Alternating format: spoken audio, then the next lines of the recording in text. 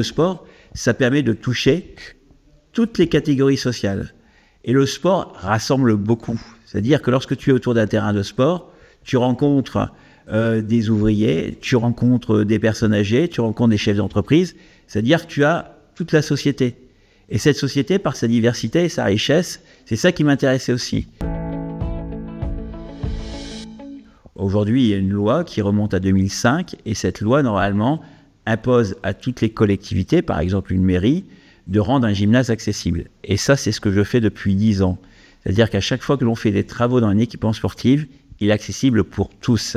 Il n'y a rien de plus terrible lorsque l'on a un handicap, c'est de ne pas pouvoir faire le sport que l'on souhaite parce que la salle de handball, la piscine ne sont pas accessibles. Ce que ça apportera, c'est surtout un regard différent. Un regard différent sur le sport, sur le parasport.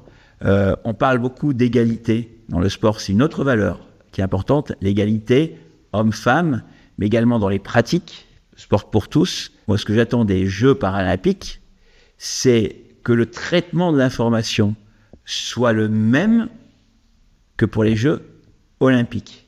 Et moi, j'ai un doux rêve. Je suis un peu rêveur des fois. J'aimerais qu'il y ait qu'une seule, qui est les Jeux, dans lesquels il y ait les Jeux à la fois olympiques et paralympiques, qu'on ne distingue plus ces deux périodes, même si ça se succède.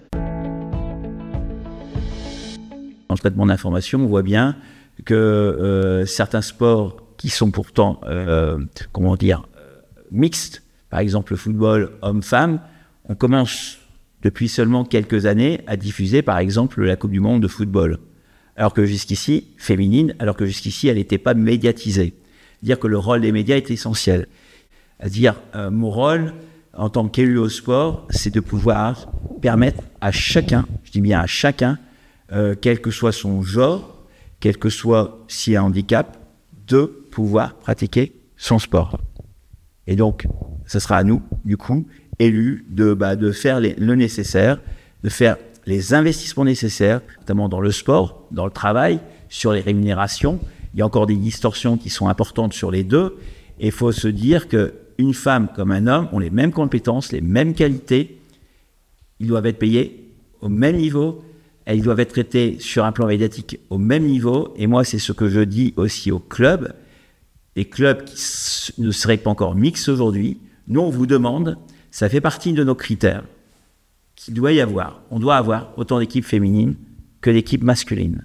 Il faut aujourd'hui laisser la place, dans tous les sports, à des hommes, à des femmes, et ça même sur les pratiques qui ne sont pas des pratiques au départ forcément féminines. Et moi, j'encourage complètement, effectivement, les clubs de la métropole, c'est-à-dire les 300 clubs, à avoir cette ouverture pour permettre cette égalité, permettre à chacun de pouvoir faire le sport qu'il souhaite. C'est-à-dire que la réponse d'un politique, moi au niveau local, je ne peux pas faire de loi, je ne suis pas législateur. Par contre, on peut avoir des réponses pragmatiques, utiles pour encourager la pratique féminine. Et cette sécurité, une jeune femme qui prend son short et son t-shirt pour aller courir, eh ben, il faut qu'elle puisse courir où elle veut, en toute sécurité. Ça, c'est quelque chose qui est important. Et après, on a aussi redéfini nos critères d'attribution des subventions. Les subventions, pour un club, c'est aussi le nerf de la guerre. Eh bien, on a intégré également la pratique féminine comme étant un critère intangible pour avoir cette subvention. Et ça force aussi, mais du coup, ça permet aussi de faire évoluer les pratiques et le regard. Et on encourage également, et ça, il n'y en a pas encore beaucoup, il n'y en a pas encore assez, les femmes à prendre les directions de club. C'est-à-dire qu'on a mis en place, depuis 2014, des formations pour les nouveaux dirigeants, nouvelles dirigeantes, et il commence seulement à y avoir quelques femmes qui prennent, si vous voulez, des responsabilités dans les clubs.